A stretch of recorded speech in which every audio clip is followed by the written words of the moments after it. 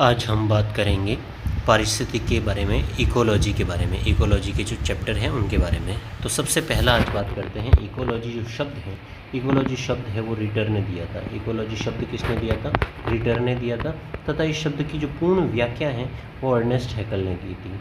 Ecology शब्द Ritter ने दिया था तथा उस शब्द की जो पूर्ण व्याख्या है वो अर्नेस्ट हैकल के द्वारा की गई थी। नेक्स्ट बात करें तो मॉल्थस नाम के वैज्ञानिक ने जनसंख्या संबंधी जो आंकड़े हैं वो प्रस्तुत किए थे। जनसंख्या संबंधी आंकड़े प्रस्तुत किए थे मॉल्थस ने। और जो एग्सीज नाम का जो वैज्ञानिक था उसने समुद्री पर्यावरण की खोज की थी। एग्सीज नाम के वैज्ञानिक ने समुद्री पर्यावरण की खोज की थी। और लिबिंग के द्वारा नाइट्रोजन चक्र जो है उसका विचार प्रस्तुत किया गया था। उसके बाद में बात करें तो 5 जून से लेकर 16 जून 1972 में 5 जून 1972 के अंदर 5 जून से 16 जून तक स्टॉकहोम के अंदर एक विश्व पर्यावरण संरक्षण सम्मेलन का आयोजन हुआ था। और उसी दिन से 5 जून को प्रतिवर्ष विश्व पर्यावरण दिवस मनाया जाता है। 5 जून से लेकर 16 जून 1972 में स्टॉकहोम के अंदर एक सम्मेलन हुआ था। उसके बाद में प्रतिवर्ष 5 जून को क्या मनाया जाता है? विश्व पर्यावरण दिवस मनाया जाता है। फिर बात करें तो पारिस्थितिकी की प्रमुख शाखाएं, इकोलॉजी की प्रमुख जो शाखाएं हैं उसमें सबसे पहले है स्व पारिस्थितिकी, ऑटो इकोलॉजी, स्व पारिस्थितिकी। इसके अंतर्गत क्या होता है? किसी भी जीव जंतु या पौधे की एक ही जाति, किसी पौधे या जंतु की एक जाति का उसके वातावरण के साथ संबंध का अध्ययन करना। किसी एक जाति, किसी जंतु या पौधे की एक जाति और उसके वातावरण के बीच में जो संबंध होता है उस संबंध का क्या करना? अध्ययन किया जाता है स्व पारिस्थितिकी के अंदर। इसके अंतर्गत जो जीव हैं या जो विशिष्ट जाति है उसको प्रधानता दी जाती है। इसमें जीव या विशिष्ट जाति को प्रधानता दी जाती है। दूसरी जो है वो है समपारिस्थितिकी, सिनेकोलॉजी, समपारिस्थितिकी। इसके अंतर्गत क्या होता है? किसी विशेष वातावरण में निवास करने वाले सभी जीवों के समुदायों का अध्ययन किया जाता है। किसी विशेष वातावरण में निवास करने वाले विभिन्न जंतुओं या पौधों के समुदायों का सामूहिक रूप से अध्ययन किया जाता है। इसमें जो समुदाय होता है, जीव समुदाय, उस जीव समुदाय को क्या किया जाता है? महत्व दिया जाता है। पूरे समुदाय को क्या किया जाता है? इसमें प्रधानता दी जाती है। प्रश्नों की बात करें तो आइकोस जो शब्द है, आइकोस का मतलब होता है वास स्थल, आवास। आइकोस यानी आवास स्थल। एक ही जाति के विशेष जीवों का जो समूह है उसे समष्टि कहा जाता है। एक ही जाति के विशेष जीवों का समूह क्या कहलाता है? समष्टि कहलाता है। किसी विशेष क्षेत्र में रहने वाले जीव समुदायों का जो संगठन है उसको बायोम कहा जाता है, जीवोम कहा जाता है। किसी विशिष्ट क्षेत्र में रहने वाले जीवों का समुदाय। फिर बात करें तो पर्यावरणीय कारकों के बारे में बात करें तो जलवायवीय कारक जो हैं जिसमें प्रकाश है, तापमान है, वर्षा है, हवा है, गैसें हैं, आर्द्रता हैं, ये सब क्या हैं? जलवायवीय कारक है। तापमान, प्रकाश, वर्षा, पवन, वायुमंडलीय गैसें और आर्द्रता। मृदा से संबंधित जो कारक होते हैं उनको मृदीय कारक कहते हैं। स्थलाकृति जो कारक होते हैं उसमें तंगुता है, ढलान वाली कंडीशन है, अनावरण वाला क्षेत्र है जहाँ पेड़ नहीं होते हैं। और जैविक कारक के अंदर पेड़ पौधे हैं, जंतु है, मनुष्य हैं, आदि सब जैविक कारक होते हैं पर्यावरण के।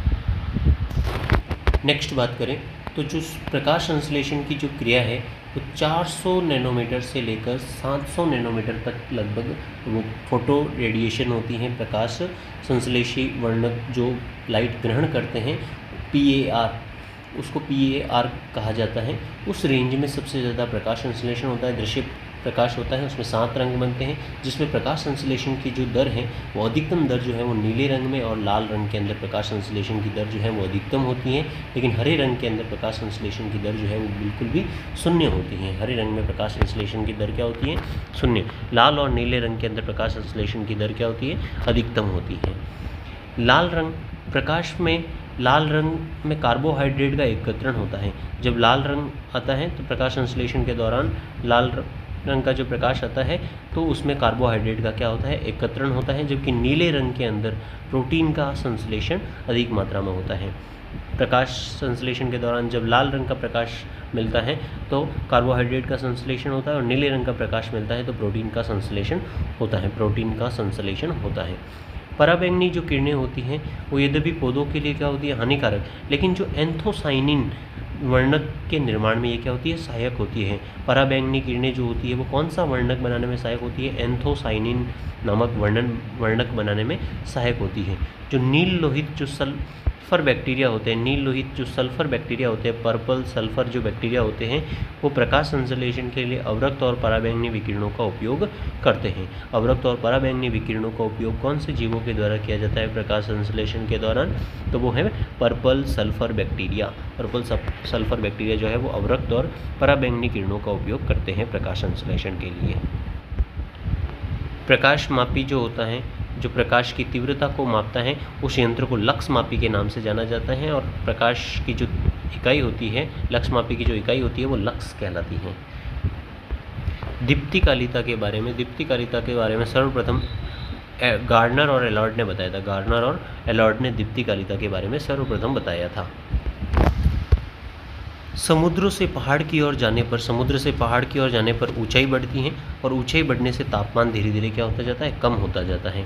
दाब बढ़ता जाता है, लेकिन तापमान जो है वो क्या होता जाता है, कम होता जाता है। जैसे जैसे ऊंचाई पर जाते हैं तापमान में कमी आने लगती है। तो उष्णकटिबंधीय और उप उष्ण वनस्पति पेड़ पौधों में सघन वन मिलते हैं।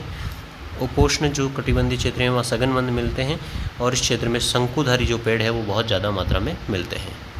जो अल्पाइन वन होते हैं, उन अल्पाइन वनों की वनस्पतियाँ जो हैं वो अत्यंत छोटी होती हैं। इनकी पत्तियाँ जो होती हैं मार्शल और मोटी होती हैं। वायु की गति मापने वाला जो यंत्र है उसे एनीमोमीटर या पवन वेगमापी कहा जाता है। वायु की गति मापने वाला यंत्र क्या कहलाता है, एनीमोमीटर कहलाता है, एनीमोमीटर। जिन स्थानों पर वर्षा जो है वो 25 सेंटीमीटर तक होती है वो मरुस्थलीय क्षेत्र कहलाते हैं। जो घास स्थल वाले क्षेत्र हैं वहाँ पे 25 से लेकर 75 सेंटीमीटर तक वर्षा होती है। जहाँ सघन वन होते हैं वहाँ 75 से लेकर 125 सेंटीमीटर तक वर्षा होती है, और जहाँ वर्षा वन होते हैं वहाँ पे 125 सेंटीमीटर से अधिक बारिश होती है। 25 सेंटीमीटर तक मरुस्थल होगा, 25 से 75 तक घास के स्थल होंगे, 75 से 125 तक सघन वन होंगे, और 125 से ज़्यादा सेंटीमीटर वाली जो बारिश हैं उस जगह पर वर्षा वन होते हैं। उष्ण कटिबंधीय जो प्रदेश हैं जहाँ वर्ष प्रयत्न क्या होती रहती है, वर्षा होती है, वहाँ पर सदाबहार वर्षा वन पाए जाते हैं। जिन भूभागों पर कुछ महीने क्या होती हैं, पूरे जहाँ वर्ष के कुछ महीने ही में ही भारी बारिश हो जाती है, उन जगहों पर पर्णपाती वन पाए जाते हैं। जहाँ पर कुछ महीनों में ही बहुत भयंकर बारिश होती है वहाँ पर पर्णपाती वन पाए जाते हैं।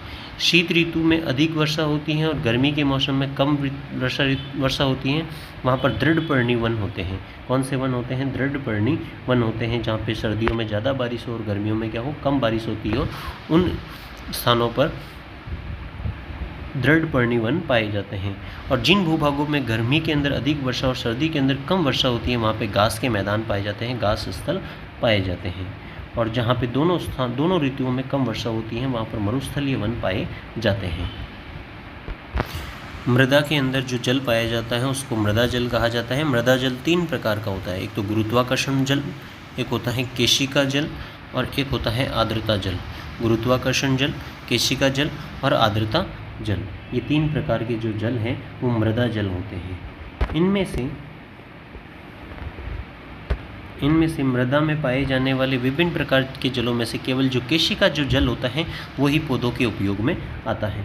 मृदा जल, केशिका जल, जो गुरुत्वाकर्षण जल, केशिका जल और आर्द्रता जल जो है, इन 3 प्रकार के जलों में से केवल केशिका जल ही पौधों के उपयोग में आता है। बाकी जो गुरुत्वाकर्षण जल है, आर्द्रता जल है, वो पौधों के उपयोग में नहीं आता है। मृदा में जल की उस मात्रा को कहते हैं जो गुरुत्वीय जल के निकास के बाद शेष रह जाती है। मिट्टी के अंदर गुरुत्वीय जल के निकास के बाद में जो शेष जो जल बचता है उसको बोलते हैं मृदा जल धारिता। यह क्षमता जो होती है वो कोशिका जल प्लस आर्द्रता जल प्लस संयुक्त रासायनिक जल प्लस जल वाष्प, इसमें से गुरुत्वाकर्षण जल को क्या कर दिया जाए, हटा दिया जाए, तो उसको क्या कहा जाता है, मृदा जल कहा जाता है। मृदा जल धारण क्षमता कहलाती है।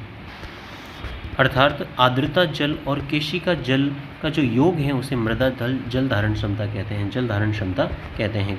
आर्द्रता जल और केशिका जल का जो योग है उसे जल धारण क्षमता कहते हैं। आर्द्रता की वह प्रतिशतता जो मृदा में उस समय होती है जब मृदा में पहली बार स्थायी म्लानी उत्पन्न होती है।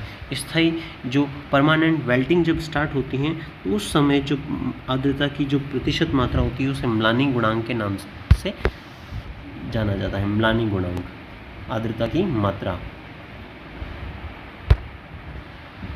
जल की वह मात्रा, वह भाग जो पौधे अवशोषित कर सकते हैं उसे प्राप्य जल कहते हैं। जल की वह मात्रा जिसको पौधे क्या कर सकते हैं, अवशोषित कर सकते हैं, प्राप्य जल कहलाता है।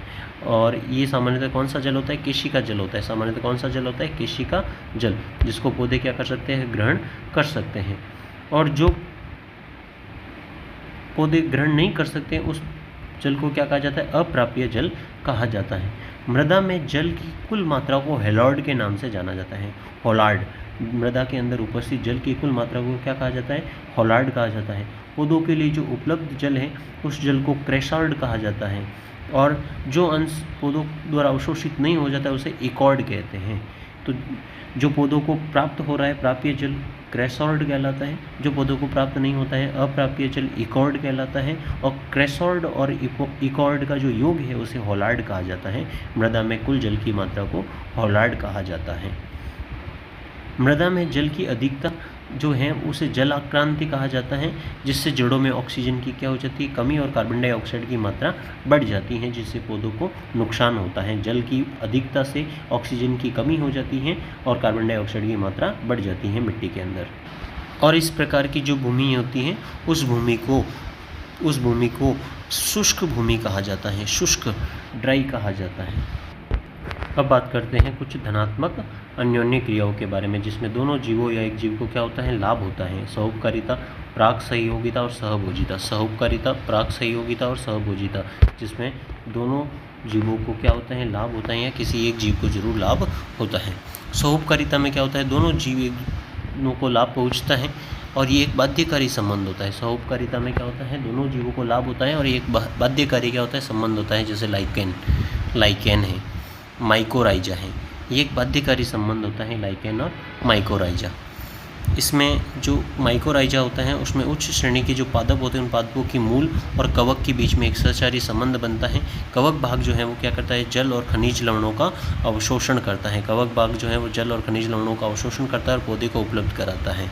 और जो मूल होती हैं वो भोजन प्राप्त करती हैं। क्या करती हैं, भोजन प्राप्त करती हैं। प्राक सहयोगिता के अंदर क्या होता है, प्राक सहयोगिता के अंदर दोनों जीवों को क्या होता है, लाभ होता है, लेकिन इसमें जो अनिवार्यता नहीं होती है, बाध्यकारी संबंध नहीं होता है। ये सर्वाइवल के लिए होता है, उत्तरजीविता के लिए सहचारी जरूरी नहीं होता, ये बाध्यकारी संबंध नहीं होता प्राक सहयोगिता। जैसे कि सी एनिमोज और हर्मिट करकट जो होता है वो प्राक सहयोगिता प्रदर्शित करता है। सी एनिमोज जो होता है वो हर्मिट करकट के कवक के ऊपर चिपका रहता है, जिससे भोजन के लिए एक स्थान से वो दूसरे स्थान पर चला जाता है। सी एनिमोज जो है वो दंश कोशिकाओं से क्या करता है, शिकार करता है, और हर्मिट करकट की शत्रु से क्या करता है, रक्षा करता है। उसके बाद में सहभोजिता में साथ में भोजन करते हैं। साथ में क्या करते हैं, भोजन करते हैं। जाति के सदस्यों के बीच में लाभ केवल एक को प्राप्त होता है और दूसरे को कोई भी हानि या नुकसान नहीं होता है, उसे बोलते हैं सहभोजिता। जैसे कि अधिपादप, कुछ अधिपादप होते हैं जैसे जो वेलोमेन के द्वारा वातावरण से क्या करते हैं, आर्द्रता ग्रहण करते हैं। वातावरण से क्या करते हैं, आर्द्रता ग्रहण करते हैं वेलोमेन की सहायता से अधिपादप, जैसे कि वेंडा और ऑर्किड्स। इसके बाद में बात करें ऋणात्मक अन्योन्य क्रियाएं। ऋणात्मक अन्योन्य क्रिया में शोषण होता है, प्रतिजीविता होती है और प्रतिस्पर्धा होती है। शोषण, प्रतिजीविता और प्रतिस्पर्धा होती है। परजीविता का मतलब जीव जो होता है वो भोजन के लिए दूसरे जीवों पर निर्भर रहता है और दूसरे जीवों से भोजन प्राप्त करता है। जिस जीव से भोजन प्राप्त करता है उससे परपोषी कहा जाता है, होस्ट कहा जाता है, जैसे अमरबेल वगैरह, ये परजीवी होते हैं। परभक्षिता, जो जीव अन्य जीवों को अपना भोजन बनाते हैं उन्हें कहते हैं परभक्षी। क्या कहते हैं? परभक्षी कहते हैं। कीटभक्षी प्लांट है, कीटभक्षी परभक्षी हैं, जैसे नेफेंथिस, ड्रोसेरा, यूट्रिकुलेरिया। नेफेंथिस, ड्रोसेरा और यूट्रिकुलेरिया ये क्या है? कीटभक्षी प्लांट है, कीटभक्षी पादप है।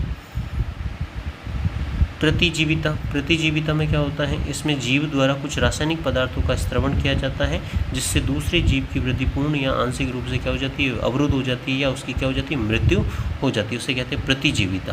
प्रतिजीविता में क्या होता है? कुछ अधिक पौधों की जो जड़ें होती है वो हानिकारक रासायनिक पदार्थों का स्त्रवण करती है जिससे दूसरी जाति के पौधों के बीच का अंकुरण रोक देती हैं। एलिलोपैथी कहते हैं उसको, क्या बोलते हैं? एलिलोपैथी कहते हैं। जैसे कि पॉर्थेनियम, जो गाजर घास होती है, पॉर्थेनियम जो है एलिलोपैथी, उसमें जो रसायन है वो निकलते हैं।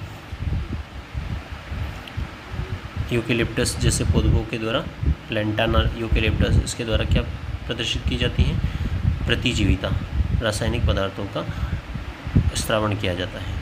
तो अब बात करें सहुपरिता के बारे में। सहुपरिता में दोनों जीवों को फायदा होता है और एक बाध्यकारी संबंध होता है। प्राक सहयोगिता, इसके अंदर दोनों को लाभ होता है लेकिन बाध्यकारी संबंध नहीं होता है। सहभोजिता में एक को फायदा, दूसरे को कोई भी नुकसान नहीं होता है। एक को फायदा और दूसरे को नुकसान नहीं होता है। प्रतिजीविता के अंदर क्या होता है? एक को नुकसान होता है, दूसरे को कोई फायदा और कोई नुकसान नहीं होता है। एक के लिए क्या होता है? प्रतिकूल, दूसरे के लिए अप्रभावित होता है प्रतिजीविता में। परजीविता के अंदर क्या होता है? एक को फायदा और एक को नुकसान होता है। परभक्षण में भी एक को फायदा और एक को क्या होता है?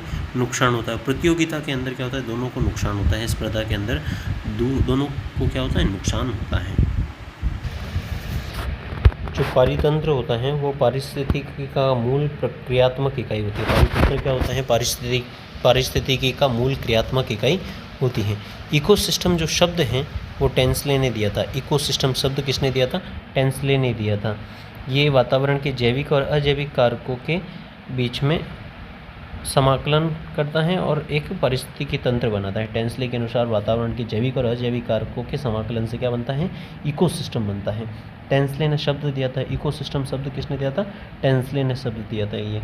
और कार्ल मोबियस ने क्या किया था? कार्ल मोबियस ने इसी इकोसिस्टम को बायोसिनोसिस नाम का वर्ड दिया था, बायोसिनोसिस कहा था। कार्ल मोबियस ने इकोसिस्टम को क्या कहा था? कार्ल मोबियस कहा था। और मिश्रा जी ने इसको इकोकॉस्म के नाम दिया था। इकोकॉस्म, मिश्रा जी ने इसको क्या कहा जाता? इकोकॉस्मस नाम दिया था। कोई भी जो पारिस्थितिकी तंत्र होता है, कोई भी पारिस्थितिकी तंत्र वो स्वतः पूर्ण या स्वतंत्र नहीं होता है, स्वतः पूर्ण या स्वतंत्र नहीं होता है, वरन अन्य पारिस्थितिकी तंत्रों से क्या होता है? संबंध होता है। यानी पारिस्थितिकी जो तंत्र होते हैं, इकोसिस्टम, वो एक दूसरे पर आश्रित होते हैं, अन्योन्य आश्रित होते हैं।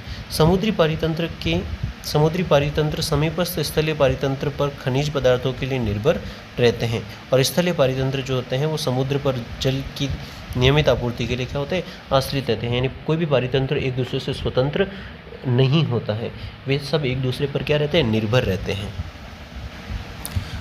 अब बात करें तो पारितंत्र के घटकों के बारे में बात करते हैं। पारितंत्र के जैविक घटक होते हैं, अजैविक घटक होते हैं, जैविक और अजैविक घटक। जैविक घटकों के अंदर आते हैं उत्पादक, उपभोक्ता, बृहद उपभोक्ता और अपघटक और सूक्ष्म जीव।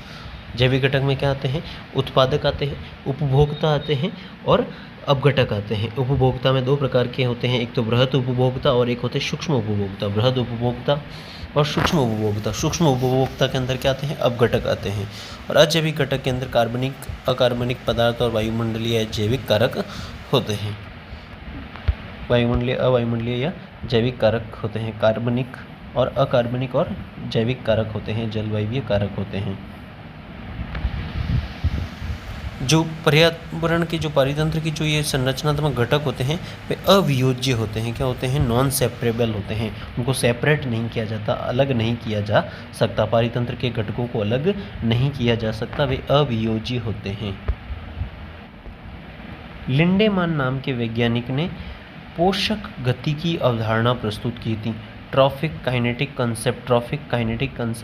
कंसेप्ट जो है, पोषक गति की जो अवधारणा है वो लिंडेमान के द्वारा प्रस्तुत की गई थी। अब बात करें उत्पादकों के बारे में। स्वपोषी होते हैं। उत्पादक कैसे होते हैं? स्वपोषी, जिनको प्राथमिक उत्पादक भी कहा जाता है। ये सौर ऊर्जा को रासायनिक ऊर्जा के अंदर परिवर्तित करते हैं। सौर ऊर्जा को रासायनिक स्थितिज ऊर्जा में परिवर्तित करते हैं और कार्बनिक पदार्थों के रूप में ऊर्जा का क्या करते हैं? संचय करते हैं। जो उत्पादक होते हैं वो अकार्बनिक पदार्थों को कार्बनिक पदार्थों में बदलने का कार्य करते हैं। कोरमोंडी नाम के वैज्ञानिक ने उत्पादकों को परिवर्तक या परिक्रमी, कन्वर्टर या ट्रांसड्यूसर कहा था। उत्पादकों को क्या कहा था? परिवर्तक या ट्रांसड्यूसर, कन्वर्टर या ट्रांसड्यूसर कहा था। किसने कहा था ये? कोरमोंडी नाम के बंदे ने। कोरमोंडी नाम के बंदे ने उत्पादकों को क्या कहा था? परिवर्तक, कन्वर्टर या परिक्रमी, ट्रांसड्यूसर शब्द यूज किया था उत्पादकों के लिए।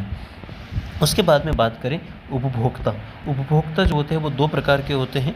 एक होते हैं वृहद उपभोक्ता और दूसरे होते हैं सूक्ष्म उपभोक्ता। सूक्ष्म उपभोक्ता के अंदर आते हैं अपघटक, सूक्ष्म जीव।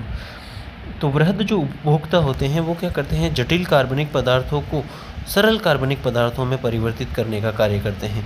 ये जो उपभोक्ता होते हैं वो जटिल कार्बनिक पदार्थों को सरल कार्बनिक पदार्थों के अंदर तोड़ने का कार्य करते हैं। ये द्वितीयक उपभोक्ता कहलाते हैं। क्या कहलाते हैं? द्वितीयक उपभोक्ता। प्राथमिक उपभोक्ता जो होते हैं वो सीधे हरे पौधों से क्या करते हैं? भोजन प्राप्त करते हैं, अर्थात स्वपोषी होते हैं। उसके बाद में बात करें उपभोक्ता स्तर पर भी कार्बनिक पदार्थों का निर्माण और स्वांगीकरण होता है।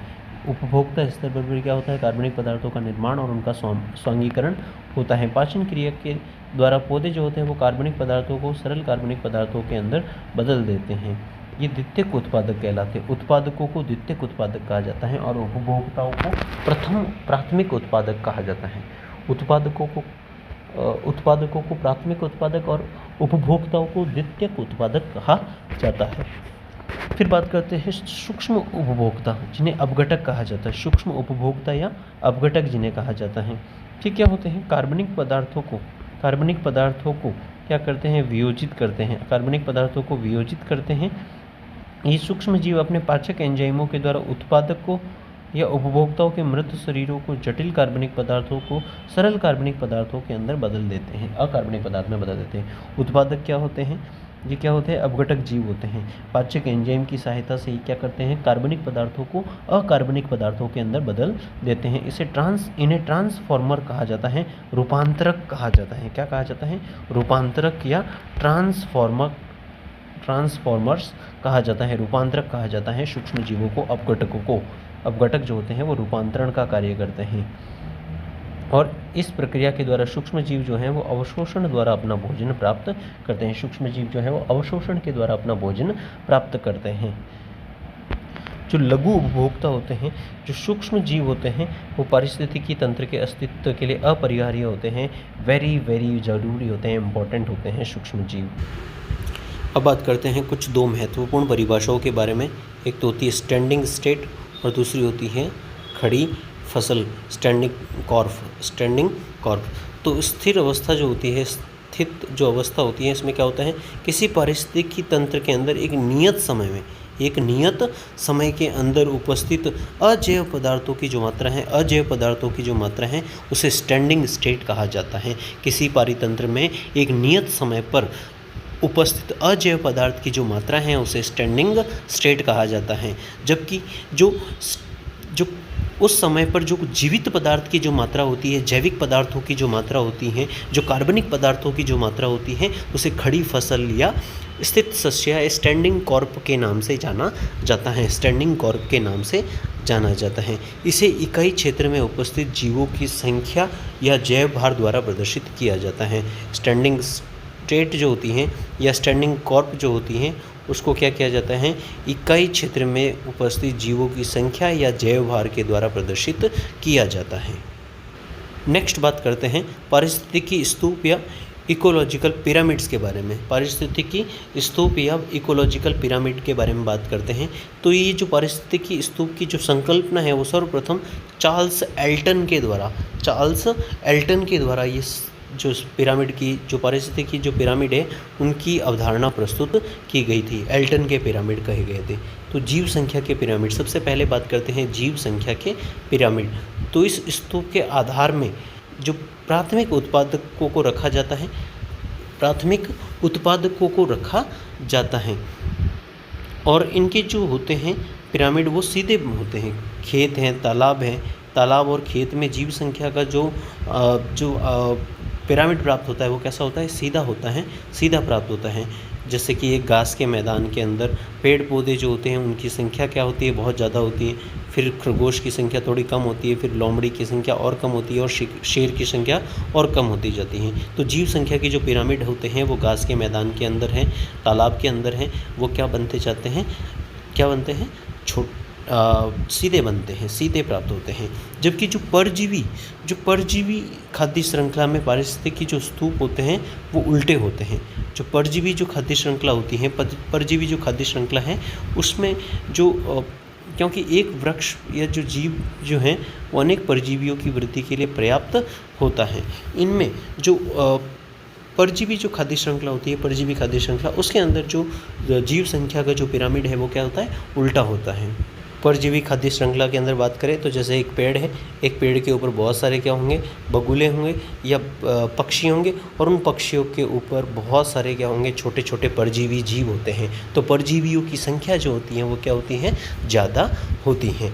तो इसलिए ये जो पिरामिड होता है वो कैसा प्राप्त होता है, उल्टा प्राप्त होता है परजीवी खाद्य श्रृंखला के अंतर्गत। फिर बात करते हैं हम लोग जैव भार के पिरामिड। जैव भार के पिरामिड घास के मैदान में या खेत के अंदर जैव भार का जो पिरामिड होता है वो सीधा होता है। जैव भार का पिरामिड घास के मैदान में या फिर घास के मैदान में या खेत के अंदर जैव भार का पिरामिड जो होता है वो कैसा होता है, सीधा होता है। जैसे कि एक वृक्ष परितंत्र है, उसका पिरामिड अगर जैव भार का पिरामिड देखें तो पेड़ का भार बहुत ज़्यादा होता है, फिर पक्षियों का भार और कम होता है, और ये जो छोटे छोटे सूक्ष्म जीव होते हैं उनका भार और कम होता जाता है। तो पिरामिड क्या होता है, सीधा प्राप्त होता है। इसी तरह से अगर बात करें विशाल वृक्ष का जो पारिस्थितिकी पिरामिड है उसमें जैव भार का पिरामिड कैसा है, सीधा है। लेकिन जीव संख्या का जो पिरामिड है वो कैसा होता है, उल्टा प्राप्त होता है। जीव संख्या का पिरामिड कैसा होता है, उल्टा प्राप्त होता है। जैव भार का पिरामिड तो क्या रहता है, सीधा। जैव भार का पिरामिड तो क्या रहता है, सीधा रहता है, लेकिन जीव संख्या का जो पिरामिड है वो क्या रहता है, उल्टा रहता है। तो अब हम बात करें जलीय पारिस्थितिकी तंत्र के अंदर, तो जलीय पारिस्थितिकी तंत्र जैसे तालाब वगैरह के अंदर तो जो जैव भार का पिरामिड है वो उल्टा प्राप्त होता है। जैव भार का पिरामिड कैसा प्राप्त होता है, उल्टा प्राप्त होता है, कि उसमें पादप प्लवक जो होते हैं उनका भार थोड़ा कम होता है, फिर शैवाल थोड़ा ज़्यादा होता है। पादप जो प्राथमिक उत्पादक हैं उनका भार क्या होता है, कम होता है। उसके बाद में मछली आती है, छोटी मछलियाँ, फिर बड़ी मछलियाँ, तो जैव भार धीरे धीरे क्या होता जाता है, बढ़ता जाता है। जैव भार के बढ़ने की वजह से इनके जो पिरामिड हैं वो कैसे प्राप्त होते हैं, उल्टे प्राप्त होते हैं। उसके बाद में बात करें ऊर्जा के पिरामिड। ऊर्जा के पिरामिड सदैव कैसे होते हैं, सीधे होते हैं, क्योंकि ऊर्जा एक पोषी स्तर से दूसरे पोषी स्तर पर जाने पर धीरे धीरे क्या होती हैं, कम होती जाती हैं। ऊर्जा की मात्रा समय क्या होती जाती हैं, कम होती जाती हैं। नेक्स्ट बात करते हैं खाद्य श्रृंखला के बारे में। किसके बारे में, खाद्य श्रृंखला के बारे में। खाद्य श्रृंखला में क्या होता है, अन्योन्य आश्रित जीवों की एक ऐसी श्रृंखला जिसमें खाने पीने वाले जीवों की पुनरावृत्ति द्वारा ऊर्जा का क्या होता है, प्रवाह होता है। जिसमें जीव खाने के लिए एक दूसरे से जुड़े होते हैं और ऊर्जा का उसमें क्या होता है, प्रवाह होता है। उसे क्या कहते हैं, खाद्य श्रृंखला।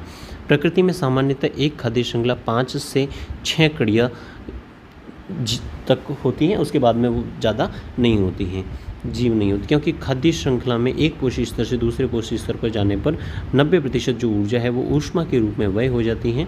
और दूसरे शब्दों में कहें तो एक निम्न पोषी स्तर से आगामी पोषी स्तर में केवल 10% जो ऊर्जा है वही आगे पहुंच पाती हैं। चरम स्तर पर जो ऊर्जा होती है वो बहुत कम मात्रा में उपलब्ध होती है। अब बात करें नेक्स्ट, तो वो है खाद्य श्रृंखलाओं के प्रकार। तो सबसे पहले है परभक्षी खाद्य श्रृंखला।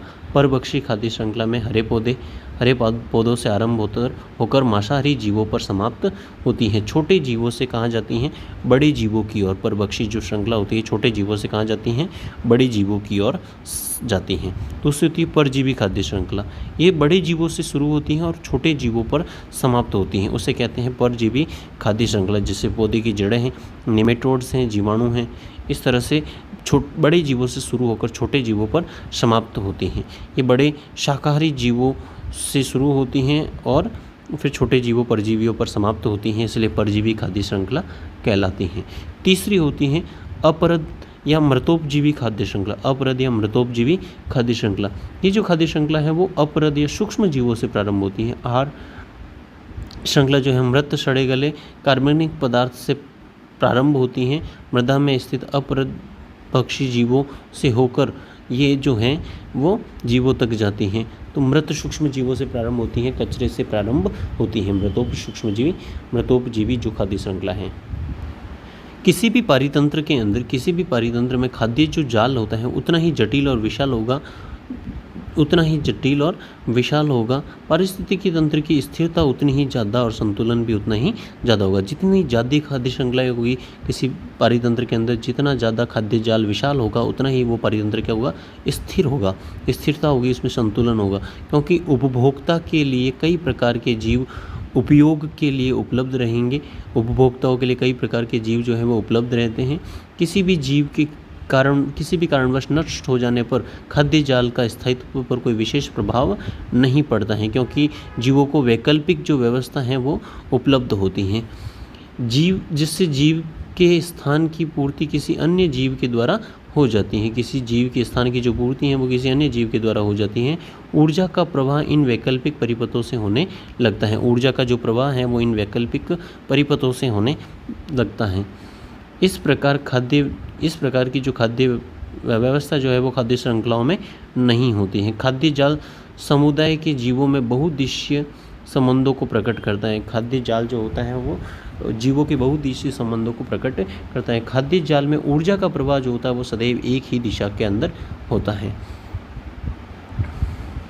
तो खाद्य जाल के अंदर ऊर्जा का प्रवाह सदैव कितनी दिशाओं में होता है, एक ही दिशा में होता है। तो पारिस्थितिकी तंत्र में ऊर्जा का जो प्रवेश है, स्थानांतरण जो है वो ऊष्मागतिकी के दो मूल नियमों के अनुरूप होता है। पारिस्थितिकी तंत्र में ऊर्जा का प्रवेश और स्थानांतरण जो होता है वो ऊष्मागतिकी के दो नियमों के अनुरूप होता है। किसी भी पारितंत्र में ऊर्जा का एकमात्र और अंतिम जो स्रोत है वो क्या होता है, सूर्य होता है। पृथ्वी पर पहुंचने के वाली जो कुल प्रकाश ऊर्जा है उसका केवल 1% जो भाग है वो प्रकाश संश्लेषण के द्वारा खाद्य ऊर्जा से या रासायनिक ऊर्जा में रूपांतरित किया जाता है। प्रकाश सूर्य से जितनी भी ऊर्जा धरती पर पहुंचती है उस कुल ऊर्जा का केवल 1% जो भाग है वो प्रकाश ऊर्जा से कहाँ, खाद्य ऊर्जा या रासायनिक ऊर्जा के अंदर बदलता है। उसके बाद में ये जो काम है प्रकाश संश्लेषण के द्वारा, ये जो काम होता है वो 90% जो कार्य हैं, ये प्रकाश संश्लेषण का जो कार्य है वो सूक्ष्म शैवालों के द्वारा या डायटम्स के द्वारा संपन्न होता है, और शेष जो होता है वो स्थलीय पादपों के द्वारा संपन्न होता है। अब जो ऊर्जा का स्थानांतरण है वो 10% होता है। केवल कितना, 10% जो ऊर्जा है वो स्थानांतरित होती हैं, और इसे पारिस्थितिकी का दक्षांश नियम कहा जाता है। दक्षांश नियम, रूल ऑफ इकोलॉजिकल टेंथ, पारिस्थितिकी दक्षांत का नियम कहा जाता है ऊर्जा के 10% स्थानांतरण के नियम को। ऊर्जा प्रवाह के प्रारूप की बात करें तो ऊर्जा का जो प्रवाह है वो एक दिशीय प्रवाह होता है, अर्थात उत्पादक से उपभोक्ताओं तक ऊर्जा चलती है, जिससे पुनः विपरीत दिशा में स्थानांतरित नहीं किया जा सकता। ऊर्जा का प्रवाह सदैव एक ही दिशा में होता है, उत्पादक से उपभोक्ताओं की ओर। पोषण स्तर के बढ़ते क्रम में ऊर्जा प्रवाह की जो मात्रा है वो कम होती जाती है। उत्पादक स्तर पर अधिकतम और चरम उपभोक्ता या अपघटक स्तर पर ऊर्जा जो है वो क्या होती है, न्यूनतम होती है। उत्पादकों पर अधिकतम ऊर्जा होती है और उपभोक्ताओं या चरम या शीर्ष उपभोक्ता या फिर बोले तो अपघटक या सूक्ष्मजीवों पर जो ऊर्जा है वो न्यूनतम होती है। अब बात करें तो कोई भी जो खाद्य श्रृंखला होती है वो जितनी ज़्यादा छोटी होगी उसमें प्राप्य ऊर्जा भी उतनी ही ज़्यादा होगी, और वहाँ ऊर्जा का व्यय जो है वो उतना ही कम होगा। ऊर्जा छोटी खाद्य श्रृंखला के अंदर ऊर्जा जो होती है वो ज़्यादा मात्रा में होती है, और ऊर्जा का ह्रास जो है वो कम मात्रा में होता है। ऑडम के द्वारा एक अन्य मॉडल प्रस्तुत किया गया था जिसे सार्वत्रिक प्रारूप या यूनिवर्सल मॉडल कहा जाता है। यूनिवर्सल जो मॉडल है वो किसने दिया था, ऊर्जा से संबंधित यूनिवर्सल मॉडल जो है वो किसने दिया था, ऑडम के द्वारा प्रस्तुत किया गया था। इस मॉडल को ऑडम के इस मॉडल को वाई आकारीय मॉडल के नाम से भी जाना जाता था। पारिस्थितिकी तंत्र के जो दो मूल सिद्धांत जो हैं उनके अंदर एक होता है ऊर्जा का एक दिशीय प्रवाह और दूसरा होता है पोषक पदार्थों का परिसंचरण। ऊर्जा का एक दिशीय प्रवाह और पोषक पदार्थों का परिसंचरण, ये जो होते हैं वो पारिस्थितिकी के दो मूल सिद्धांत होते हैं।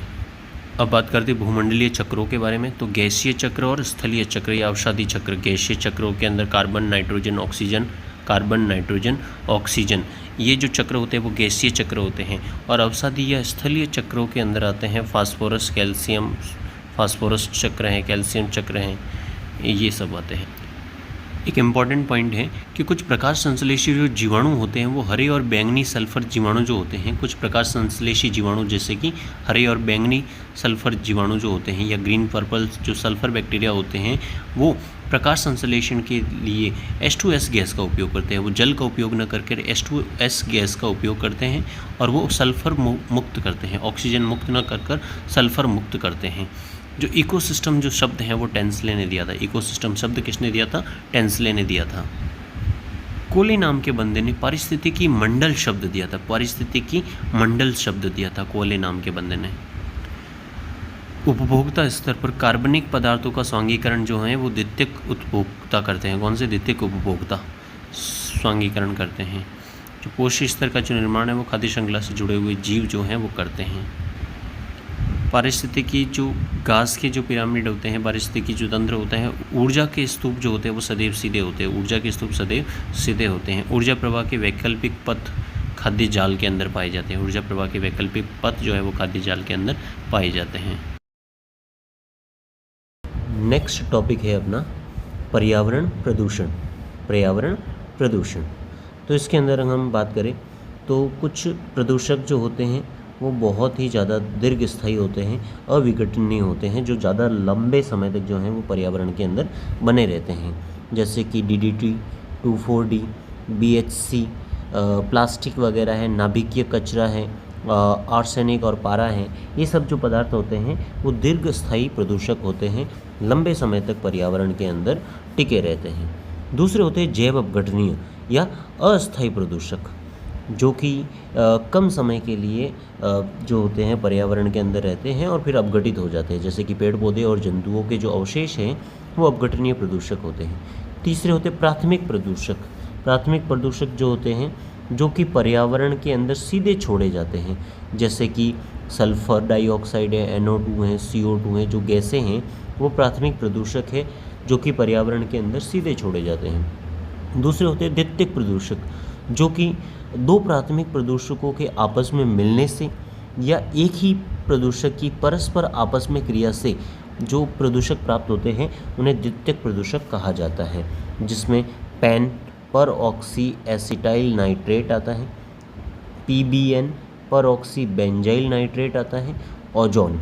ये जो होते हैं वो द्वितीयक प्रदूषक होते हैं। पैन है, PBN है और ओजोन है, द्वितीयक प्रदूषक कहलाते हैं। नेक्स्ट पॉइंट की बात की जाए तो रूस के चेरनोबिल के अंदर परमाणु बिजली घर में हुई, पर रूस का जो परमाणु संयंत्र है वो कौन सा है? चेरनोबिल। चेरनोबिल कहाँ पे है? रूस के अंदर है, जो कि एक बिजली घर है, परमाणु से उत्पन्न होने वाली बिजली वहाँ पे बनती है। धूम कोहरा जो होता है, धूम कोहरा जो है उसे भूरी गैस के नाम से भी जाना जाता है। धूम कोहरे के अंदर क्या होता है? ओजोन होता है, पैन होता है और NO गैस होती है, नाइट्रोजन ऑक्साइड गैस होती है। ओजोन, पैन और NO का मिश्रण जो है वो क्या कहलाता है? धूम कोहरा कहलाता है, जिसे भूरी गैस के नाम से जाना जाता है। सीसा जो होता है, लेड जो होता है, वो मानव के अंदर लीवर को बहुत ज़्यादा क्या होता है? नुकसान पहुंचाता है, जिससे हड्डियां जो है वो गल जाती हैं। नेक्स्ट बात करें तो जो ओजोन परत है वो UV रेज को, पराबैंगनी किरणों से रक्षा करती है। ये जो ओजोन परत है वो क्लोरीन और फ्लोरीन की वजह से क्या हो रही है? नष्ट हो रही है। क्लोरीन और फ्लोरीन की वजह से नष्ट हो रही है। CFC क्लोरोफ्लोरोकार्बन जो कि रेफ्रिजरेटर के अंदर होता है, ये ओजोन परत को नुकसान पहुंचा रहा है। नेक्स्ट पॉइंट बात करें तो वायु के अंदर जो कणिकीय प्रदूषकों को, कणिकीय प्रदूषक होते हैं उनको विद्युत क्षेत्र, स्थिर विद्युत अवक्षेपित्र के द्वारा अलग किया जाता है। वायु में जो कणिकीय प्रदूषक हैं उनको इलेक्ट्रोस्टैटिक प्रिसिप्शन के द्वारा स्थिर विद्युत अवक्षेपित्र के द्वारा अलग किया जाता है। नेक्स्ट पॉइंट की बात करें तो वो है अम्ल वर्षा। अम्ल वर्षा के अंदर सल्फर और नाइट्रोजन के जो ऑक्साइड है, SO2 और NO2, सल्फर और नाइट्रोजन के ऑक्साइड जो हैं वो बरसते हैं। नेक्स्ट पॉइंट की बात करें तो जो डीडीटी हैं, डीडीटी, बीएससी, डीडीटी और बीएससी जो कि अपघटनीय पदार्थ होते हैं, जो कि दीर्घस्थायी प्रदूषक होते हैं, इनकी मात्रा जो है वो पानी के अंदर बढ़ती है। तो जब जैसे जैसे ये खाद्य श्रृंखला में ऊपर की ओर जाते हैं, वैसे वैसे इनकी सघनता जो है वो बढ़ती जाती है, जिसे जैव आवर्धन कहा जाता है। पारा जो होता है, पारा की वजह से मिनामाटा रोग होता है। मिनामाटा जो रोग है वो किसकी वजह से होता है? पारे की अधिकता की वजह से। पारा युक्त जब पानी पीते हैं तो उसके मिनामाता रोग होता है। ये तंत्रिकाओं से संबंधित रोग होता है, तंत्रिका तंत्र से संबंधित एक रोग होता है, जिसमें बच्चों को लकवा और मिर्गी हो जाती है, लकवा और मिर्गी हो जाती है। दूसरा बात करें फ्लोराइड, फ्लोराइड युक्त पानी पीने से जो है नॉकनी सिंड्रोम हो जाता है, नॉकनी सिंड्रोम हो जाता है। कौन सा सिंड्रोम? नॉकनी सिंड्रोम जो है वो हो जाता है। इसमें फ्लोराइड युक्त पानी पीने से जो हड्डियां हैं वो गल जाती हैं, दांतों से संबंधित रोग होता है, नॉकनी सिंड्रोम होता है। कैडमियम की कमी से, कैडमियम युक्त पानी पीने से, कौन सा पानी पीने से? कैडमियम युक्त जल पीने से आउच डिजीज या इटाई रोग होता है। कैडमियम युक्त रोग कमी से, जो कैडमियम युक्त जल जो पीते हैं उससे आउच रोग या इटाई रोग जो है वो होता है कैडमियम की अधिकता से। फ्लोराइड की कमी से होने वाले इस रोग को फ्लोरोसिस के नाम से भी जानते हैं और नॉकनी सिंड्रोम भी कहते हैं। नेक्स्ट बात करें तो ध्वनि की जो तीव्रता है उसका मापन डेसिबल में किया जाता है। ध्वनि की तीव्रता का मापन डेसिबल में, और ध्वनि की आवृत्ति का मापन जो है वो हर्ट्ज में किया जाता है। मनुष्य की जो सुनने की क्षमता है वो 20 से लेकर 20,000 हर्ट्ज तक होती है। वायुमंडल में 80 डेसिबल से अधिक होने की अवस्था को ध्वनि प्रदूषण कहते हैं। जब ध्वनि की जो तीव्रता है वो 80 डेसिबल से ज़्यादा हो जाती है तो उसे ध्वनि प्रदूषण कहा जाता है। सामान्य बातचीत की जो तीव्रता है, ध्वनि की जो तीव्रता है वो 60 डेसिबल होती है, और 80 डेसिबल से ज़्यादा वाला जो ध्वनि तीव्रता है वो प्रदूषण माना जाता है। और 120 डेसिबल तक की जो ध्वनि है वो मनुष्य सहन कर सकता है, ऊपरी सीमा होती है सहन करने की। नेक्स्ट बात करें, केवल सुनाई देने वाली जो ध्वनियाँ होती है वो लगभग 15 डेसिबल से कम होती हैं। शांत वातावरण के अंदर 30 डेसिबल होता है, सामान्य बातचीत के अंदर 60 डेसिबल की ध्वनि जो है वो उत्पन्न होती है, और कारखानों से लगभग 110 डेसिबल, और जेट प्लेन की ध्वनि 150 डेसिबल, और रॉकेट के इंजन की जो है वो लगभग 180 डेसिबल जो है ध्वनि उत्पन्न होती है। नेक्स्ट बात करें तो भूमि की जो ऊपरी सतह है, भूमि की ऊपरी सतह को मृदा कहा जाता है। भूमि की ऊपरी सतह को क्या कहा जाता है? मृदा कहा जाता है। नेक्स्ट बात करें तो जो वातावरण के अंदर जो आयनिक विकिरणें होती है, आयनिक विकिरणें अल्फा बीटा गामा किरणें, ये उत्तकों को क्या करती है? नुकसान पहुंचाती है, क्षति पहुंचाती है। अल्फा बीटा गामा किरणें जो होती हैं, आयनीकृत किरणें जो होती हैं, वो उत्तकों को नुकसान पहुंचाती हैं और कोशिकाएं क्षतिग्रस्त हो जाती है। और कोशिकाओं की क्षतिग्रस्त होने की वजह से ये जो प्रभाव होते हैं वो जेनेटिक हो सकते हैं, एक पीढ़ी से दूसरी पीढ़ी के अंदर जा सकते हैं उनके प्रभाव। नेक्स्ट अपना टॉपिक है भूमंडलीय पर्यावरणीय परिवर्तन। भूमंडलीय पर्यावरणीय परिवर्तन, इसमें बात करें तो सबसे पहले बात करते हैं पृथ्वी के धरातल से लगभग 30 किलोमीटर की ऊंचाई तक जो है वो वायुमंडल उपस्थित है। पृथ्वी की धरातल से जो 30 किलोमीटर की ऊंचाई है वहाँ तक वायुमंडल का विशाल घेरा उपस्थित है, और फिर जैसे जैसे ऊपर जाते जाते हैं वायुमंडल जो है वो पृथ्वी की सतह से लगभग 1000 किलोमीटर, 800 से 1000 किलोमीटर की ऊंचाई तक उपस्थित होता है। कार्बन डाइऑक्साइड की गैस की जो मात्रा है वो 0.03% होती है वायुमंडल के अंदर। जो 30 किलोमीटर ऊंचाई है वहाँ तक सघन वायुमंडल है, और फिर 800 से लेकर 1000 किलोमीटर तक जो वायुमंडल है वो पाया जाता है। अब बात करते हैं ग्रीन हाउस प्रभाव के बारे में, ग्रीन हाउस गैसों के बारे में। इसमें कार्बन डाइऑक्साइड है, मेथेन है, N2O है और CFC है। ये जो 4 गैसें हैं वो मुख्य रूप से ग्रीन हाउस गैसें कहलाती हैं। कार्बन डाइऑक्साइड 60% जो है वो कार्बन डाइऑक्साइड होती हैं, मेथेन जो है वो 20% होती हैं, और CFC जो है वो 14% होता है, और 6% जो है वो क्या होती हैं? 6% जो है वो क्या होती है? N2O होता है, 6% N2O होता है। तो इस तरह से कुल मिलाकर टोटल 100% बनता है। 60% कार्बन डाइऑक्साइड, 20% मेथेन, 14% क्लोरोफ्लोरोकार्बन और 6% जो है वो N2O गैस होती है। इन्हें ग्रीन हाउस गैसों के नाम से जाना जाता है। नेक्स्ट बात करें तो जो शुक्र ग्रह है, शुक्र ग्रह पर 90% कार्बन डाइऑक्साइड है। 90% क्या है? कार्बन डाइऑक्साइड है। 3% वहाँ पे नाइट्रोजन है और 0.5% वहाँ पे ऑक्सीजन है। 90% कार्बन डाइऑक्साइड, 3% नाइट्रोजन और 0.5% वहाँ पे क्या है? ऑक्सीजन है। और कार्बन डाइऑक्साइड की मात्रा बहुत ज़्यादा होने के कारण वहाँ पे जो तापमान है उस 477 डिग्री सामान्य तापमान वहाँ पे होता है। 477 डिग्री सेल्सियस सामान्य तापमान वहाँ पे होता है शुक्र ग्रह पर। अब बात करते हैं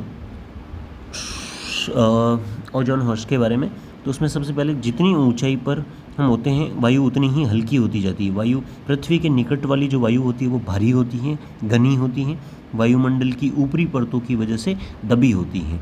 जो पृथ्वी की जैसे जैसे हम ऊपर जाते जाते वैसे वैसे वायु हल्की होती जाएगी। पृथ्वी के जो निकट जो वायु है वो बहुत ज़्यादा भारी होती हैं, घनी होती हैं, क्योंकि वो वायुमंडल की परतों से दबी हुई होती हैं। अब बात करते हैं वायुमंडल की प्रमुख परतों के बारे में। तो सबसे पहला है क्षोभ मंडल। कौन सा है? क्षोभ मंडल। क्षोभ मंडल जो है वो पृथ्वी की सबसे निकटतम परत होती है। वायुमंडल की सबसे पहली परत जो कि पृथ्वी के सबसे निकटतम परत होती है। इसी भाग में अधिकांश मात्रा जो है वायुमंडल की अधिकांश मात्रा इसी भाग के कारण होती है। क्षोभ मंडल के अंदर गैसें हैं, पानी है, धूल है, वाष्प की बूंदें हैं, ये सब होती है। लगभग 16 किलोमीटर की ऊंचाई तक, कितनी? लगभग 16 किलोमीटर की जो ऊंचाई है वहाँ तक क्या उपस्थित होती है? क्षोभ मंडल उपस्थित होता है।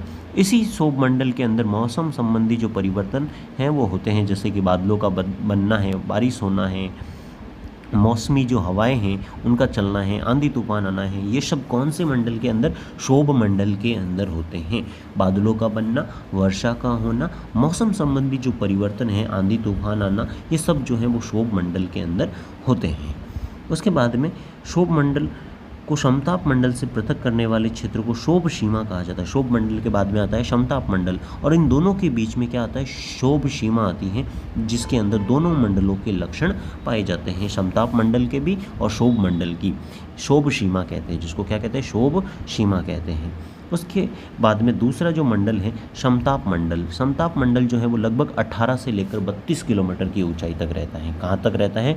18 से लेकर 32 किलोमीटर की जो ऊंचाई है, 18 से 32 किलोमीटर की जो ऊंचाई है वहाँ तक समताप मंडल रहता है, और इसका तापमान जो है वो समान बना रहता है। इम्पॉर्टेंट पॉइंट है, समताप मंडल में तापमान क्या रहता है? समान रहता है।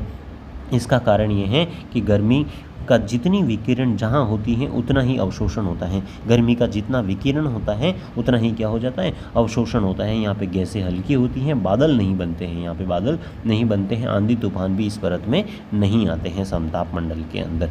समताप मंडल के ऊपर की तरफ होता है ओजोन मंडल। ओजोन मंडल जो है वो 32 से लेकर 80 किलोमीटर की ऊंचाई तक पाई जाती है। 32 से लेकर 80 किलोमीटर की ऊंचाई तक ये पाई जाती है। इसमें ओजोन गैस होती है। कौन सी गैस होती है? ओजोन। इसका भी तापमान क्या बना रहता है? समान रहता है। इसमें भी तूफान नहीं आते हैं। यहाँ पे पराबैंगनी विकिरणों का क्या होता है? अवशोषण होता है। ओजोन मंडल के अंदर पराबैंगनी विकिरणों का अवशोषण होता है। नेक्स्ट होता है आयन मंडल।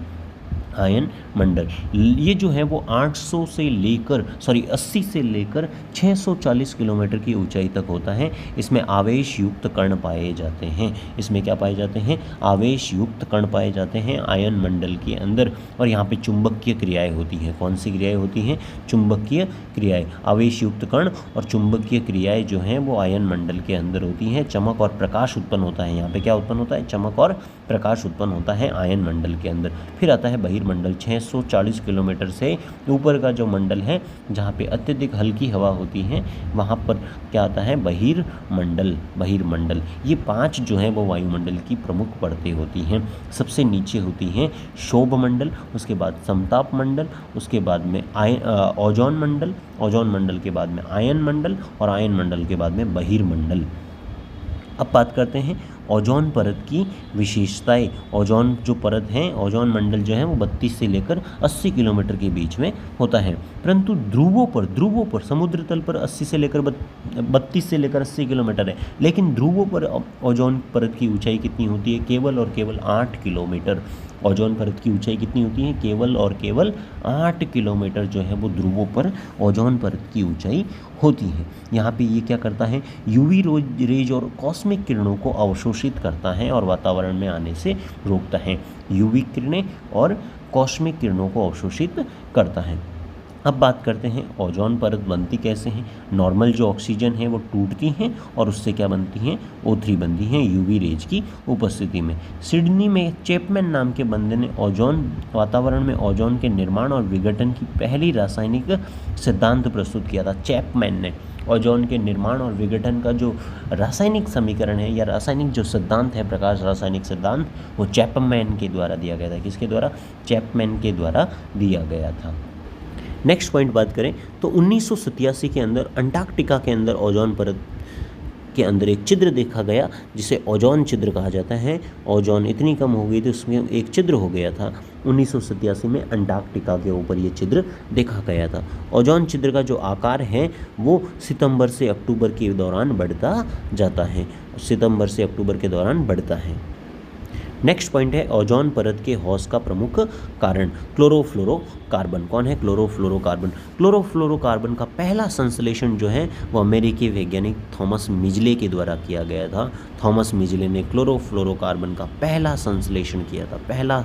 सबसे पहले क्लोरोफ्लोरोकार्बन को किसने बनाया था? थॉमस मिजले नाम के बंदे ने बनाया था। नेक्स्ट पॉइंट बात करें तो हाइड्रोक्लोरोफ्लोरोकार्बन, कार्बन टेट्राक्लोराइड, हेलोजन्स और मिथाइल क्लोरोफॉर्म भी ओजोन परत को नुकसान पहुंचाते हैं। Hydrochlorofluorocarbon, carbon tetrachloride, halogen, methyl और क्लोरोफॉर्म, ये सब जो हैं वो भी क्या करते हैं? ओजोन परत को नुकसान पहुंचाते हैं। अम्ल वर्षा के बारे में बात करें तो इसमें सल्फ्यूरिक अम्ल है, नाइट्रिक अम्ल है। सल्फ्यूरिक अम्ल और नाइट्रिक अम्ल, सल्फर और नाइट्रोजन के ऑक्साइड SO2 और NO2 जो है वो इसके अंदर बरसते हैं। सल्फर डाइऑक्साइड जो है वो जल वाष्प के साथ अभिक्रिया करती हैं और सल्फर डाइऑक्साइड बनती है। कार्बन डाइऑक्साइड जो है वो जल वाष्प के साथ अभिक्रिया करके कार्बोलिक अम्ल बनाती हैं और नाइट्रोजन ऑक्साइड जो होती हैं वो जल वाष्प के साथ अभिक्रिया करके नाइट्रिक अम्ल बनाती हैं और इनकी वजह से अम्ल वर्षा होती है। नेक्स्ट बात करते हैं El Nino effect, El Nino प्रभाव। अल नीनो का मतलब होता है क्राइस्ट शिशु, साल के अंत में जीसस के जन्म के आसपास उत्पन्न होने वाला प्रभाव। क्राइस्ट शिशु ये जो होता है साल के अंत के अंदर, जीसस के जन्म के आसपास साल के अंत के अंदर उत्पन्न होने वाला प्रभाव जो है वो अल नीनो प्रभाव कहलाता है। इस प्रभाव में समुद्र का जो पानी है वो गर्म हो जाता है। समुद्र का पानी जो है वो क्या हो जाता है? गर्म हो जाता है अल नीनो इफेक्ट के कारण। और इस इफेक्ट की वजह से ऑस्ट्रेलिया के अंदर विनाशकारी बुश फायर का खतरा उत्पन्न हो जाता है। सूखा पड़ जाता है ऑस्ट्रेलिया के क्षेत्र के अंदर। विनाशकारी बुश फायर का खतरा उत्पन्न होता है अल नीनो इफेक्ट के कारण ऑस्ट्रेलिया के अंदर। नेक्स्ट अपना टॉपिक है प्राकृतिक संसाधन और उनका संरक्षण। प्राकृतिक संसाधन और उनका अब प्राकृतिक संसाधनों के अंदर बात करें तो पहला जो है वो असामाप्य या अक्षय संसाधन। असामाप्य या अक्षय संसाधन सूर्य के प्रकाश है, पवन ऊर्जा है, वर्षा है, परमाणु ऊर्जा है, ज्वारीय ऊर्जा है, जो कि असामाप्य है, कभी भी समाप्त नहीं होंगे। पवन ऊर्जा, सौर ऊर्जा, ज्वारीय ऊर्जा और परमाणु ऊर्जा। दूसरे होते हैं समाप्य संसाधन, जो कि कुछ समय बाद क्या हो जाएंगे? समाप्त हो जाएंगे। और इसके अंदर आते हैं नवीकरणीय और अनवीकरणीय। नवीकरणीय का मतलब होता है जिनको हम वापस से बना सकते हैं, जैसे कि घास है, वन है, जीव जंतु हैं। और नवीकरणीय यानी वापस से नहीं बना सकते। पेट्रोल है, कोयला, गैस है, सोना, चांदी, लोहा है, ये जो धातुएँ हैं वो अनवीकरणीय होती हैं। नेक्स्ट बात करते हैं प्राकृतिक संसाधनों के बारे में। तो अक्षय संसाधन सौर ऊर्जा, पवन ऊर्जा, ज्वारीय ऊर्जा और वर्षा। नवीकरण के अंदर सभी प्रकार के पेड़ पौधे, जीव जंतु। क्षय संसाधनों के अंदर खनिज हैं, पेट्रोल है, कोयला है, प्राकृतिक गैस है, ये सब जो होते हैं वो अनवीकरणीय प्राकृतिक संसाधन होते हैं। जल जो है जल को जीवन का द्रव्य कहा गया है, जीवन का सुरभि रस कहा गया है। जल को जीवन का द्रव्य या जीवन का सुरभि रस कहा गया है। नेक्स्ट पॉइंट बात करें तो जो मिट्टी है, मृदा जो है, मिट्टी भूमि की सबसे ऊपरी परत होती है जिसमें खनिज और अपघटित कार्बनिक पदार्थ उपस्थित होते हैं और चट्टानों के अवक्षेष से प्राप्त होती है। मिट्टी जो होती है भूमि की सबसे ऊपरी परत होती है, इसमें खनिज होते हैं, अपघटित कार्बनिक पदार्थ होते हैं और ये चट्टानों के अवक्षेष से प्राप्त होती हैं। मिट्टी जो है उसके अंदर अकार्बनिक और कार्बनिक पदार्थ जो हैं वो उपस्थित होते हैं, उसमें वनस्पतियों के कुछ अंश भी उपस्थित होते हैं। नेक्स्ट बात करते हैं वेटलैंड के बारे में। नम भूमि 3 प्रकार की होती है। कच्छ भूमि दलदल वाली जिसमें घास उगती है, अनुपभूमि स्वैम्प जिसके अंदर वृक्ष और झाड़ियाँ पाई जाती हैं, अनूपभूमि। और तीसरी होती है नदी तट वाली, नदी के तट वाली, जो नदी के किनारे उपस्थित होती हैं निचले क्षेत्रों के अंदर। नेक्स्ट बात करते हैं लवणीय जल वाली नम भूमि, वेटलैंड्स। लवणीय जल वाली, जहाँ पे उष्ण कटिबंधीय क्षेत्रों के अंदर ये जो मैंग्रोव जो वनस्पतियाँ हैं वो यहाँ पर पाई जाती हैं। मैंग्रोव प्रकार की वनस्पतियाँ जो हैं, कौन सी? मैंग्रोव प्रकार की वनस्पतियाँ जो होती हैं वो ज्वारीय क्षेत्रों के अंदर ज़्यादा मात्रा में वृद्धि करती हैं। ज्वारीय क्षेत्रों के अंदर मैंग्रोव प्रकार की वनस्पति ज़्यादा मात्रा में वृद्धि करती हैं। अर्थात जो मैंग्रोव वन है वो ज्वारीय क्षेत्र के अंदर, अर्थात लवणीय नम भूमि जहाँ पे पाई जाती हैं वहाँ पर पाए जाते हैं। अब नवीकरणीय ऊर्जा के अंदर सबसे पहले ऊर्जा संसाधनों के बारे में बात करें तो उसमें नवीकरणीय ऊर्जा संसाधन आते हैं। नवीकरणीय के अंदर आता है सौर ऊर्जा, जलीय ऊर्जा, सौर ऊर्जा, जल ऊर्जा, पवन ऊर्जा और ज्वारीय ऊर्जा। सौर ऊर्जा, जल ऊर्जा, पवन ऊर्जा, ज्वारीय ऊर्जा और भूतापीय ऊर्जा, समुद्रों की लहरों की ऊर्जाएँ। और उसके बाद में बात करते हैं अनवीकरणीय ऊर्जा। अनवीकरणीय ऊर्जा के अंदर कौन आते हैं? जीवाश्म ईंधन और परमाणु ऊर्जा। परमाणु ऊर्जा जो होती है वो एक अनवीकरणीय ऊर्जा होती है। परमाणु ऊर्जा एक अनवीकरणीय ऊर्जा होती है। नेक्स्ट बात करते हैं खनिज संसाधन। प्रारंभिक निर्माण जो है वो आग्नेय चट्टानों से, फिर अवसादी चट्टानों से और फिर रूपांतरित चट्टानों से होता है। खनिज जो होते हैं वो आग्नेय चट्टान, अवसादी चट्टान और रूपांतरित चट्टानों से प्राप्त होते हैं। सबसे प्रारंभ में सबसे प्राचीन जो है वो आग्नेय चट्टानों वाले खनिज होते हैं। नेक्स्ट पॉइंट है जूम खेती को स्थानांतरित खेती के नाम से जाना जाता है। जूम खेती को स्थानांतरित खेती के नाम से जाना जाता है। नेक्स्ट बात करते हैं देहरादून उत्तरांचल या देहरादून के अंदर क्या है? वन अनुसंधान संस्थान FRI की स्थापना की गई थी। वन अनुसंधान संस्थान FRI की स्थापना देहरादून के अंदर की गई है। 1731 के अंदर खेजड़ली गांव के अंदर, 1731 में खेजड़ली, जोधपुर के खेजड़ली गांव में अमृता देवी बिश्नोई ने खेजड़ी के वृक्षों को बचाने के लिए चिपको आंदोलन चलाया था। और ये इस आंदोलन के दौरान 363 जो सदस्य हैं वो शहीद हो गए थे। चिपको आंदोलन टिहरी गढ़वाल नामक क्षेत्र के अंदर सुंदरलाल बहुगुणा के द्वारा चलाया गया था। चिपको आंदोलन टिहरी गढ़वाल क्षेत्र के अंदर सुंदरलाल बहुगुणा के द्वारा चलाया गया था। यह आंदोलन जो है वो लगभग 1972 के आसपास प्रारंभ हुआ था। नेक्स्ट टॉपिक है अपना जैव विविधता, बायोडाइवर्सिटी के बारे में। जैव विविधता, जैव विविधता के अंदर क्या होता है? पृथ्वी पर विभिन्न आवासों में पाए जाने वाले समस्त पादप प्राणी और सूक्ष्म जीवों को सम्मिलित किया जाता है।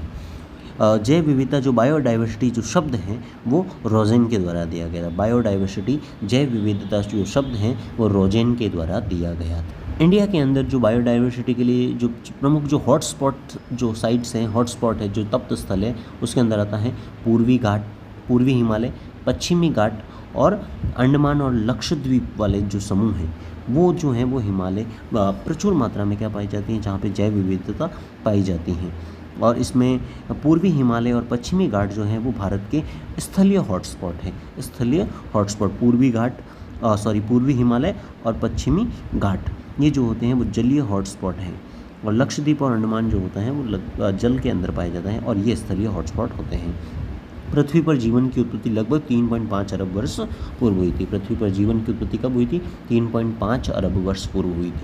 अब नेक्स्ट बात करते हैं रेड डाटा सूची के बारे में। लाल सूची प्रणाली या रेड डाटा बुक के बारे में। ये IUCN के द्वारा प्रकाशित की जाती है। किसके द्वारा? IUCN के द्वारा, जिसको अब जो है वो विश्व संरक्षण संघ के नाम से जाना जाता है।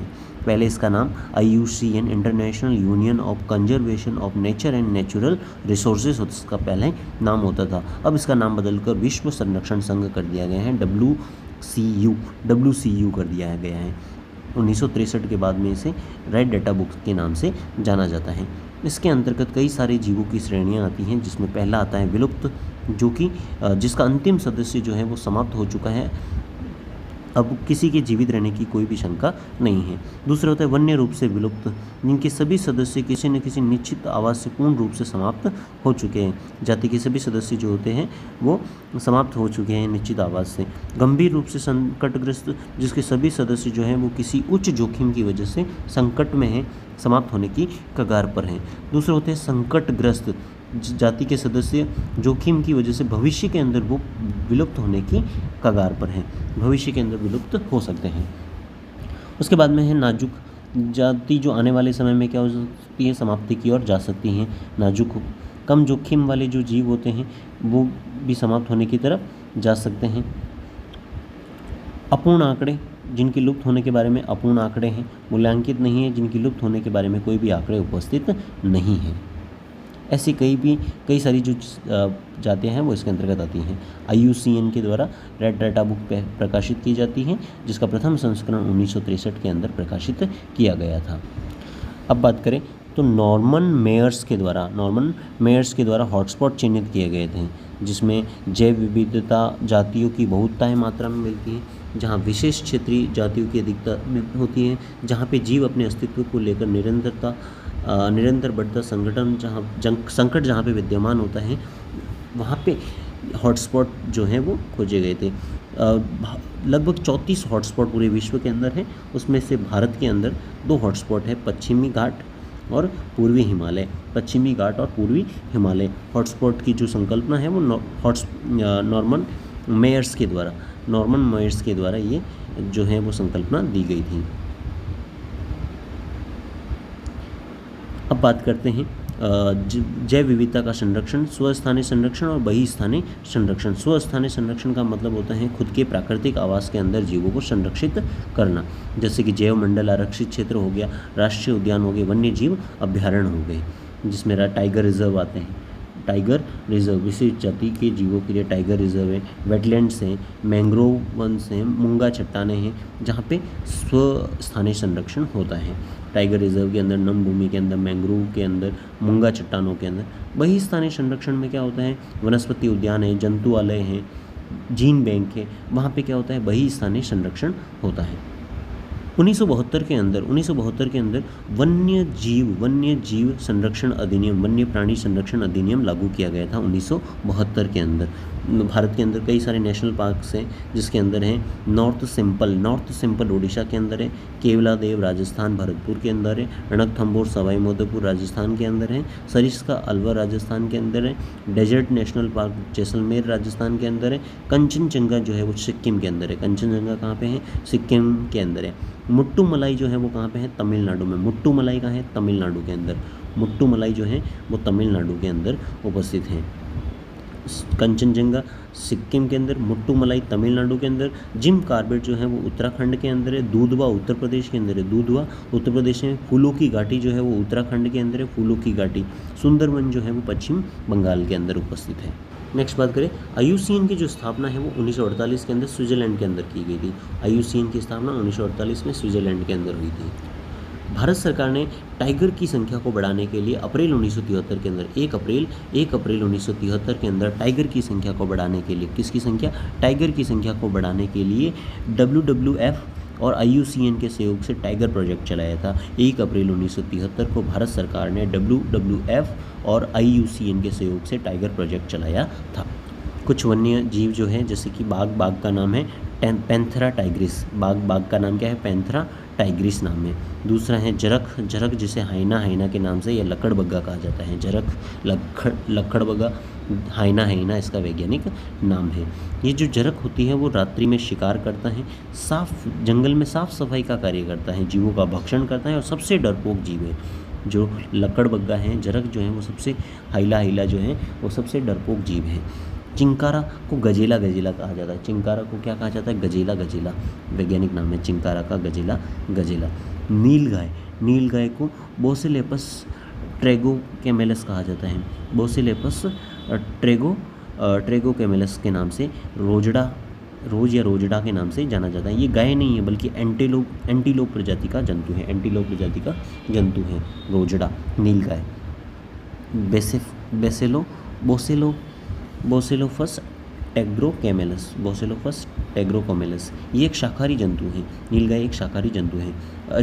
अजगर को क्या कहा जाता है, पाइथन कहा जाता है। इसमें विष नहीं होता है, अजगर के अंदर क्या नहीं होता है, विष नहीं पाया जाता है।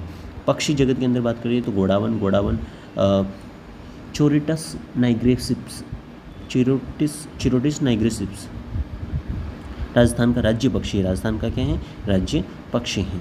ये तेज उड़ नहीं सकते, ये संकुचित स्वभाव के होते हैं और बस्तियों से दूर रहते हैं। शर्मीले होते हैं घोड़ावन।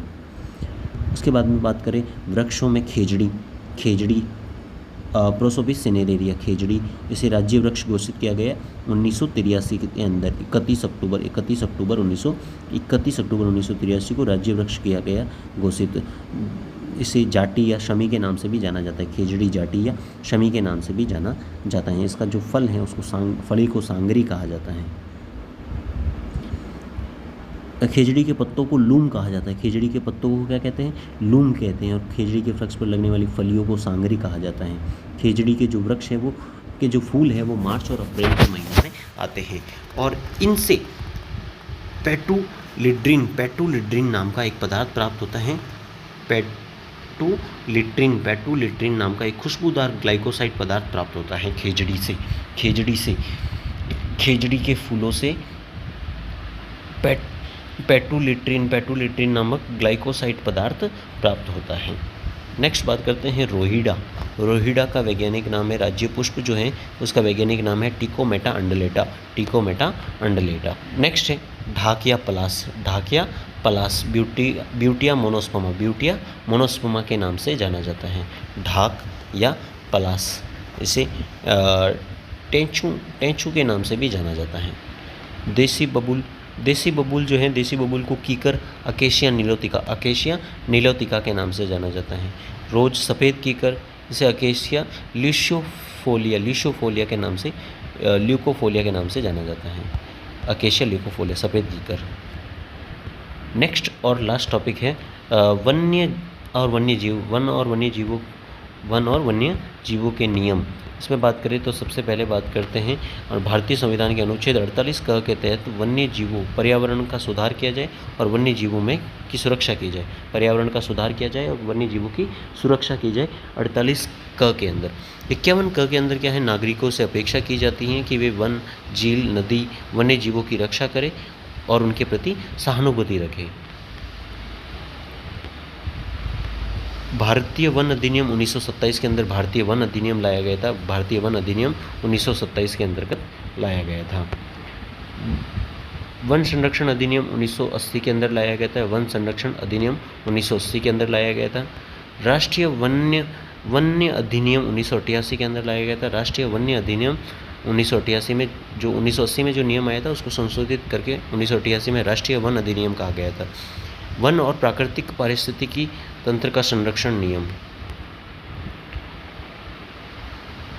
1994 के अंदर लाया गया था। वन और प्राकृतिक पारिस्थितिकी तंत्र संरक्षण नियम जो है वो 1994 के अंतर्गत लाया गया था।